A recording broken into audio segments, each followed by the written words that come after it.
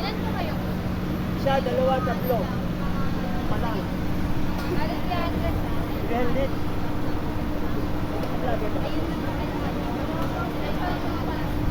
Tayo pa lang. Tayo pa lang dito magpa-traffic. Bigla pa kita ulit pera. Siyempre naman sila.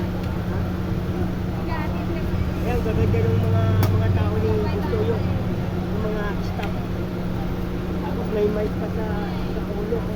Mic pa yan, mic. Hindi ka malilitaw dito, may mic. Ayan, may lumabas. Tatakbuhan yung mga guys dito. Okay lang. Sige, sumanda rito na kalaan yung Tatahan na lang po kayo. Opo, pwede po.